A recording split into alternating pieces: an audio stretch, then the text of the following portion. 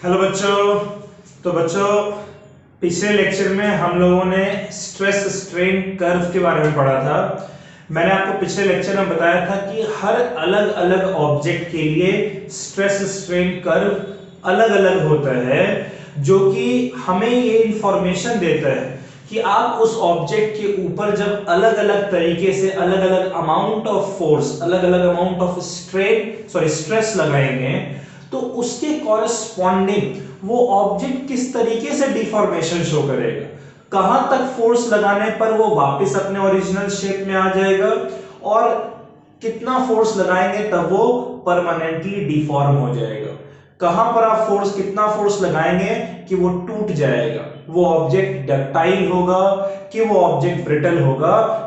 ये सारे इंफॉर्मेशन हमें स्ट्रेस स्ट्रेन कर्व से मिलते हैं, जो कि हर अलग अलग ऑब्जेक्ट के लिए अलग अलग तरीके से बनता है। एक special kind of stress strain curve हम लोग आज सीखने जा रहे हैं। बहुत छोटा सा टॉपिक है ये, वो हमारा है इलास्टोमर्स। ठीक है, आज का टॉपिक ये मैंने देखिए एक स्ट्रेस स्ट्रेन कर्व बना रखा है एक आयोटा टिश्यू के लिए। आयोटा टिश्यू जो है टिश्यू ऑफ हार्ट, ठीक है, जो कि बहुत हाई ब्लड प्रेशर के कॉरेस्पॉन्डिंग भी डिफॉर्म नहीं होता है। उसका शेप चेंज होता है, परमानेंटली डिफॉर्म नहीं होता है, शेप चेंज होता है but it can still return back to its original shape and size. ठीक है, तो इस तरीके का जो ऑब्जेक्ट्स होते हैं उसमें एक एग्जांपल रबर का भी है। रबर को भी आप उसके ओरिजिनल साइज के कई गुना स्ट्रेच करके रिलीज करते हैं, वापस अपने ओरिजिनल शेप में आ जाते हैं। तो जो आयोटा टिश्यू है हार्ट का, या फिर जो रबर है, या इस तरीके के जितने भी ऑब्जेक्ट्स हैं, इन सारे ऑब्जेक्ट का स्ट्रेस स्ट्रेन कर्व आपका इस तरीके से होगा, जहां पर इस तरीके के ऑब्जेक्ट के लिए जो स्ट्रेस स्ट्रेन कर्व है वो बहुत कम ऐसे रीजन में आपको देखने को मिलेगा जहां पर कि वो हुक्स लॉ को फॉलो कर रहा है। मोस्ट ऑफ द रीजन में, जो मेजर रीजन है, वहां पर हुक्स लॉ इस तरीके के ऑब्जेक्ट में आपका वैलिड होता ही नहीं है। हालांकि इस तरीके के ऑब्जेक्ट को उसके खुद के डायमेंशन के कंपैरिजन में कई गुना ज्यादा डायमेंशंस में आप डिफॉर्मेशन कर सकते हैं, लेकिन उसके बावजूद जब आप स्ट्रेस को हटाते हैं तब वो वापस अपने ओरिजिनल शेप एंड साइज में आते हैं। उसका डिफॉर्मेशन जीरो हो जाता है, स्ट्रेस जीरो हो जाता है, स्ट्रेन जीरो हो जाता है।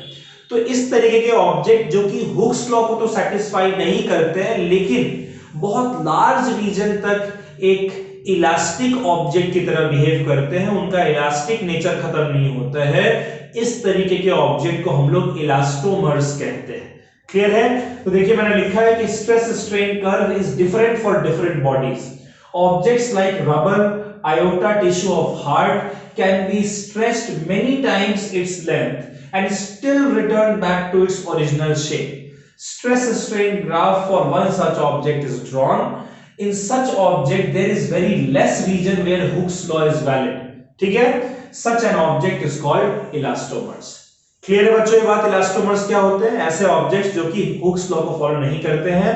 स्ट्रेस स्ट्रेन कर्व का बहुत छोटा सा ऐसा रीजन, 1% रीजन होगा जहां स्ट्रेस स्ट्रेन एक दूसरे के प्रोपोर्शनल होते हैं, हुक्स लॉ वैलिड होता है, लेकिन ये उसके बावजूद इनका इलास्टिक प्रॉपर्टी बहुत स्ट्रांग होता है और स्ट्रेस के हटने पर स्ट्रेन इनका जीरो हो जाता है, वो अपने ओरिजिनल शेप को रीगेन कर लेते हैं। इस तरीके के ऑब्जेक्ट को हम लोग बच्चों इलास्टोमर्स कहते हैं। क्लियर है? चलिए तो इसको आप लोग नोट कर लीजिए। ये आज का जो लेक्चर था वो बहुत छोटा सा था, इतना सही था, छोटी सी बात आपको बतानी थी।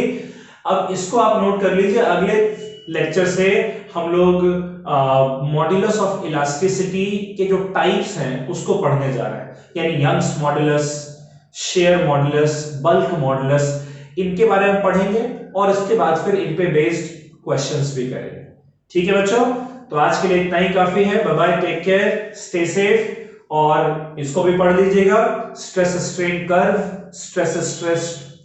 स्ट्रेस टॉपिक, ये सब जो है ये आप लोग पढ़ लीजिएगा। स्ट्रेस और स्ट्रेन बेहद इंपॉर्टेंट टॉपिक है इस चैप्टर के लिए। आई होप ये आपको समझ में आ रहा होगा। चलिए बच्चों, बाय बाय।